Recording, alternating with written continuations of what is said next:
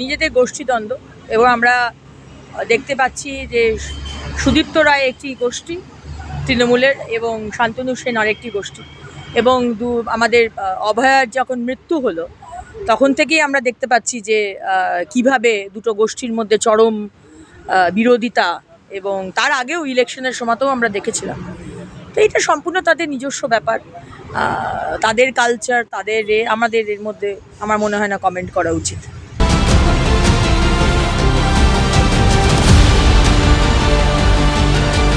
দেখুন, আজকে ডক্টর সুকান্ত মজুমদার শুধু আমাদের যে রাজ্য সভাপতি সেটাই নয়, উনি একজন সাংসদ, উনি একজন মন্ত্রী। সেইখানে আজকে পুলিশ এতটা ইনসিকিওর কেন?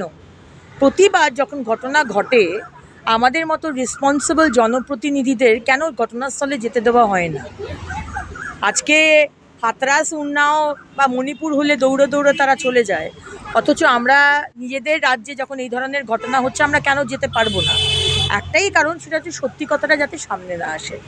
আমাদের রাজ্য সভাপতি যদি ওখানে পৌঁছে যান তাহলে অনেক সত্যি কথা, অজানা কথা সামনে চলে আসবে। আজকে শোনা যাচ্ছে যে বেলডাঙাতে যে ঘটনাটা ঘটেছে, আজকে মুসলিম সম্প্রদায়ের ভগবানকে নিয়ে যে খারাপ কথা লেখা হয়েছে লাইটের বোর্ডে, সে লাইটের সাপ্লায়ার একজন মুসলিম। তাহলে সে কিন্তু এই অপমানজনক কথাটা লিখছে, তাহলে কে লেখাচ্ছে? পিছন থেকে কেউ লেখাচ্ছে। আর এই সংখ্যালঘু সম্প্রদায় হিন্দুরা করেছে, হিন্দুদের ওপর দোষ চাপিয়ে হিন্দুদের বাড়ি ঘরদোর জ্বালিয়ে দিল। তাহলে এই পুরো যে গেম প্ল্যানটা, এটা কে করছে?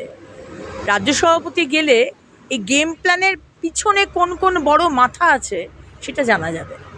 সেই কারণেই পুলিশের বাধা দেওয়া। আজকে আমরা জানি যে 2024-এর ইলেকশনের আগে মুর্শিদাবাদে এরকম ধরনের একটা দাঙ্গা লেগেছিল, যখন মুখ্যমন্ত্রী ইলেকশন কমিশনের ওপর দোষ চাপিয়েছিলেন যে এই দাঙ্গার জন্য কিন্তু ইলেকশন কমিশনকে জবাব দিতে হবে। আজকে কার ওপর উনি দোষটা চাপাবেন? আজকে তো ইলেকশন নেই, আর ইলেকশন কমিশনও নেই।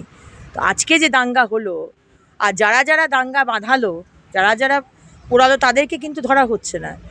যারা হিন্দু, যারা অত্যাচারিত হলো, যাদের কোনো দোষ ছাড়া যাদের বাড়িঘর পুড়িয়ে দেওয়া হলো, তাদেরকে আজকে পুলিশ অ্যারেস্ট করছে।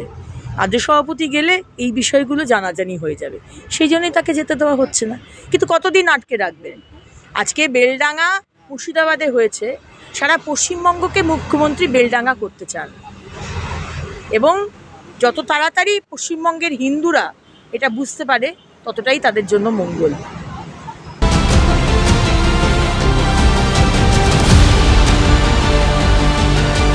এগুলো সব এদের নিজস্ব, এদের কি বলবো, গুড বুকসে আসার জন্য একটা চেষ্টা।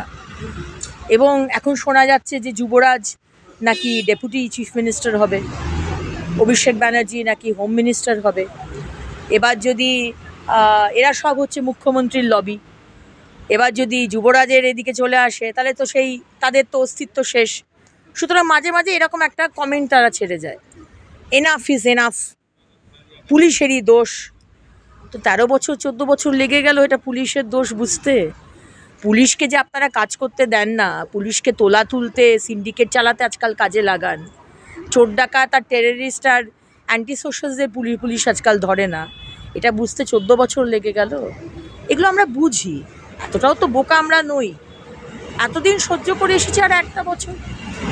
সুতরাং এই ওদের যে ভিতরকার যে গোষ্ঠীদ্বন্দ্ব বা লবির দ্বন্দ্ব, মুখ্যমন্ত্রী মমতা বন্দ্যোপাধ্যায় আর তার ভাইপো অভিষেক ব্যানার্জি, দুজনের মধ্যে লড়াই, কে সিংহাসনে বসবে। এর মধ্যে আমাদের কোনো কিছু বলার নেই, তারা যেটা করবে করবে। আমাদের 1 বছর আর অত্যাচার সহ্য করতে হবে, 26-এ মোদী সরকার আসবে।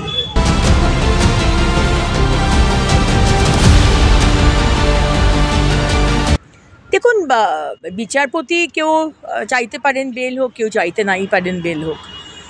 এটা আদালতের বিচার বা আদালতের মানে ভার্ডিক্ট, সেখানে আমার খুব একটা কিছু বলার নেই। কিন্তু বিচার বা জামিন পাওয়া মানেই যে তার মানে সব দোষ মাফ হয়ে গেল তা তো নয়। আজকে অনেক চেষ্টা করেছিলেন পার্থবাবু, বেল হয়নি। আর এইদিকে আমাদের কুন্তল, তার বেল হয়েছে। সুতরাং তার মানে এটা কিছু নয় যে তার মানে কিছু থেমে গেল, তার তদন্ত হবে না, এটা তো ভাবার কোনো কারণ নেই। তদন্ত তো অবশ্যই তদন্তের মতনই চলবে।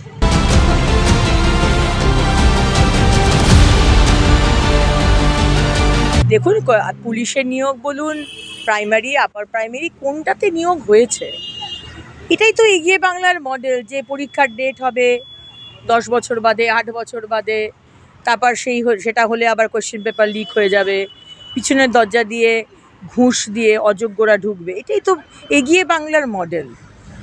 এনারা যতই রাস্তায় শুয়ে পড়ুক, যতই প্রতিবাদ করুক, ওই বললাম, যতদিন এই মুখ্যমন্ত্রী রয়েছে বা এই সরকার রয়েছে, এইগুলো সহ্য করে যেতে হবে। আর একটা বছর 2026, আশা করব আমাদের সরকার বদল হবে, কারণ বাংলার মানুষ পরিবর্তন চাইছে। এগুলো আর সহ্যের সীমার বাইরে চলে গেছে।